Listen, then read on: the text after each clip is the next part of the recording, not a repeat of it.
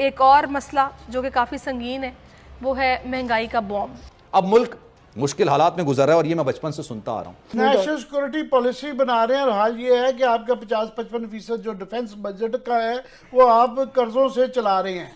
आपके से बांग्लादेश आगे जा रहा है, आपसे इंडिया आगे जा रहा है, आपसे श्रीलंका बेहतर तौर पर निपटा, नेपाल। आप तो साउथ एशिया में अपने ही रीजन में सबसे पीछे हैं। आपके हालात तो इतने ख़राब हैं।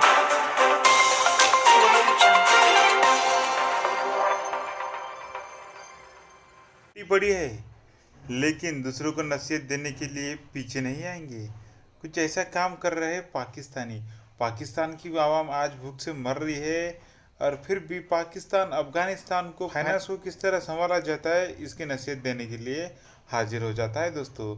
तो आज हम बात कर रहे हैं पाकिस्तान की। जी हाँ दोस्तों, पाकिस्तान में आज ऐसे हालात हो गए हैं कि पाकिस्तान के गरीब आवाम को खाने के लिए रोटी, रहने के लिए अच्छा घर और पीने के लिए साफ पानी तक नसीब नहीं है।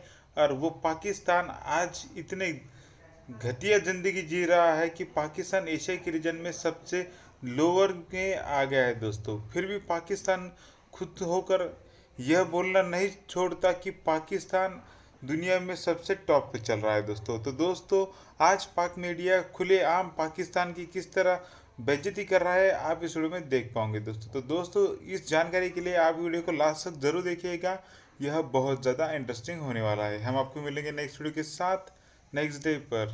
धन्यवाद। पल्ले नहीं धेला तो कर दी फिर मेला मेला, अपना घर हमसे चल नहीं रहा। वैसे हमसे हमारी सिक्योरिटी पॉलिसीज देखें माशाल्लाह, नेशनल पॉलिसीज देखें, रीजनल देखें, दुनिया हम चलाते हैं। मतलब समटाइम जा रहे हैं मोहित यूसुफ साहब, वहाँ जाके वो बताएंगे उनको कि इकोनॉमी कैसे चलानी है। अब ये यहाँ मोहित यूसुफ साहब जाएंगे, हमारे यहाँ पे फाइनेंस के FBI के लोग भेजे गए थे अफगानिस्तान में कि उनको सिस्टम बना के अपने मुल्क कैसे चलाना है। और भाई आपसे अपनी नहीं दुकान चल रही, अपने मतलब जिसके पास अपना रेवेन्यू। अब उन्हें बड़ी खुशखबरी सुनी, 6000 अरब उन्होंने कहा जी इकट्ठा कर लिया। इसी तरह इकट्ठा किया है। पेट्रोल की कीमतें जनाब 150 से ऊपर ले जाओ, गैस की कीमतें बढ़ा दो, फिर उसको पेट्रोल की कीमतें बढ़ा दो, फिर उसके बाद अभी इन्होंने बताया बिजली की कीमतें बढ़ा दो। बढ़ाने के बाद बड़ी ताली मारते हैं कि अब हमें शाबाश दें कि आप पे हमने गन पॉइंट रख के ना आपसे 6000 अरब निकलवा लिया आपने। एक और मसला जो कि काफ़ी संगीन है वो है महंगाई का बॉम्ब, जो कि साल ख़त्म हो तो भी गिरता है, साल शुरू हो तो भी गिरता है।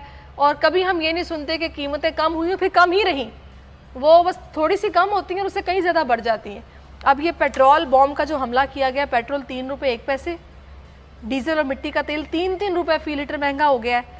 15 रोज़ में पेट्रोल और डीजल की कीमतों में 7-7 रुपये फ़ी लीटर इजाफा किया गया है। और अब आम बिलबिला उठे हैं कि ये कर रहे पेट्रोल महंगा हो, सब कुछ महंगा हो जाता है। दुनिया का सबसे सस्ता मुल्क है, यहाँ हर चीज़ सस्ती मिल रही है। आपको घर में पैदा करते हैं सब्जियां भी सस्ती मिल रही हैं। ये सरकार के दावे हैं, वो कहते हैं हर चीज़ सस्ती है। दुनिया आपकी मईशत उसी जगह खड़ी हुई है जहाँ पर आपकी दुनिया की दीगर मुल्कों की मईशत खड़ी हुई है। आपके से बांग्लादेश आगे जा रहा है, आपसे इंडिया आगे जा रहा है, आपसे श्रीलंका बेहतर तौर पर निपटा, नेपाल। आप तो साउथ एशिया में अपने ही रीजन में सबसे पीछे हैं। आपके हालात तो इतने ख़राब हैं और आप फिर इतने लंबे दावे करते हैं। आपके वज़रा लगता है कि वो बहुत ज़्यादा खा पी कर आते हैं और बड़े बड़े दावे करते हैं। मुल्क की हालत बहुत ख़राब है, मुल्क बहुत बदहाली का शिकार है। साहब वो ये कह रहे हैं कि आलमी मार्केट में 10% कीमतें बढ़ी हैं, हमने तो सिर्फ 2% बढ़ाई हैं। इन्होंने कुछ भी नहीं बढ़ाया है, उन्होंने बम मारे हैं, उनने लोगों के जीने का हक छीन लिया है, उनने बच्चों के मुंह से दूध छीन लिया है, उनने खाने की हर चीज़ पर उनने महंगाई का बम रख दिया है। और कोई चीज़ ऐसी नहीं है जो आपको एक बेहतर कीमत पर मिल रही हो। हर चीज़ बहुत महंगी है और लोगों की रसाई से बहुत। इस बात पे आता है कि आप बाहर के ममालिक से अव्वल तो आप अपना कंपैरिजन कर नहीं सकते। बाहर के ममालिक में बेसिक नेसेसिटीज़ जो हैं वो एक तो डोर स्टेप पे इलाज उनको फ्री में मिलता है, हुकूमत प्रोवाइड करती है। जो खाने पीने की चीज़ें हैं वो इतनी सस्ती हैं वहाँ पे कि मेरा ये ख्याल है कि लगारी सा पाकिस्तानी अगर 15-20 हज़ार रुपये आपके पास है ना तो आप महीने भर में खुल के खा पी सकते हैं, मतलब एक्स्ट्रा खा पी सकते हैं। इतना सस्ता है वहाँ पर खाना पीना।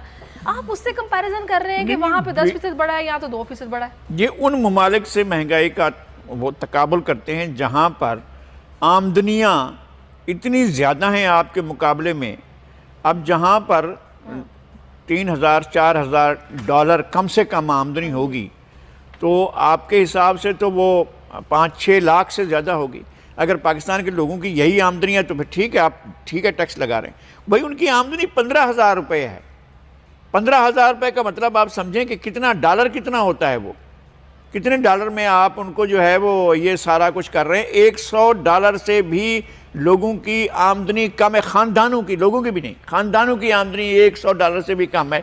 आप उन लोगों के साथ तकाबुल कर रहे हैं जिनकी आमदनियाँ $4000-5000 हैं। आप कह रहे हैं जी हमारा देखें, उनकी महंगाई और हमारी महंगाई का तकाबुल करें आप एक। और जब आप आमदनी का हिसाब लगाते हैं तो कहते हैं कि जी देखें आप सोमालिया में तो कोई आमदनी नहीं है, इथियोपिया में तो कोई आमदनी नहीं है, हमारी आमदनी तो उनसे ज़्यादा है। तो मुकाबला आप इथियोपिया और वो जो है जाकर सोमालिया के साथ करते हैं और सूडान के साथ जाकर करते हैं कि उन मुल्कों में तो लोगों को बहुत कम आमदनी मिलती है। और ये चीज़ हमेशा हम देखते हैं कि ओगरा ने इतने % तजवीज़ दी थी, वज़ीर आज़म ने मुस्तरद कर दी, और इतने % बस फिर थोड़ा सा उन्होंने कहा कि बस ये बढ़ा लें। तो हमेशा यही होता रहेगा इस मुल्क के साथ और इस मुल्क के सार्फिन के साथ, इस मुल्क के शहरियों के साथ।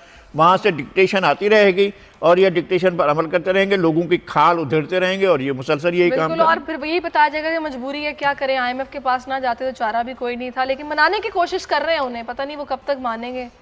हम मान जब तक वो मानेंगे तब तक ये अपने अवाम की खाल उतार चुके होंगे।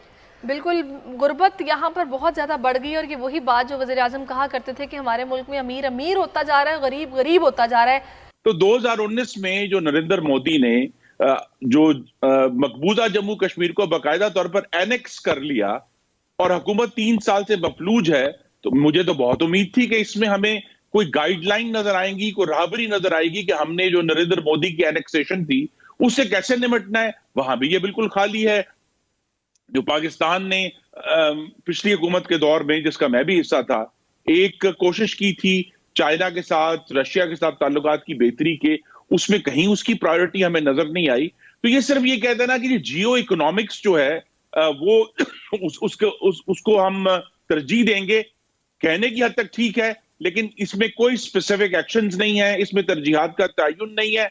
और हकीकत ये है, अगर आप इसको गौर से पढ़ें, जो 62 सफ़े रिलीज किए गए हैं, कि जो कौमी सलामती का जो पूरा ख्याल है, जो सोच है, उसको इतना फैला दिया गया है कि वो बिल्कुल शैलो हो गया। It has been spread so thin that is become shallow. कि अगर पॉपुलेशन कंट्रोल भी उसका हिस्सा है और यूथ पॉलिसी भी नेशनल सिक्योरिटी पॉलिसी का हिस्सा है, तो अब तो ये ख्याल आ गया कि कौन सी चीज है जो रह गई है जो पॉलिसी का हिस्सा नहीं है। तो ये नेशनल सिक्योरिटी पॉलिसी से ज्यादा हमें तो किसी आने वाली मगर दस्तगीर साहब, आप मेंबर हैं पार्लिमानी कमेटी ऑन कश्मीर के, नेशनल सिक्योरिटी पॉलिसी फॉर्मुलेट की जाती है, आपके पास तो अनप्रेसिडेंटेड इख्तियारात हैं। आप लोगों ने क्यों नहीं किसी को मदऊ किया? मोहिद यूसुफ को बुलाते, चीफ ऑफ आर्मी स्टाफ को, या किसी आला, आप सबको बुला सकते थे। आपको पहले भी एतमाद में लिया गया है। कश्मीर इंटेग्रल पार्ट है हमारी नेशनल सिक्योरिटी पॉलिसी का। क्या कमेटी में कंसल्टेशन की गई?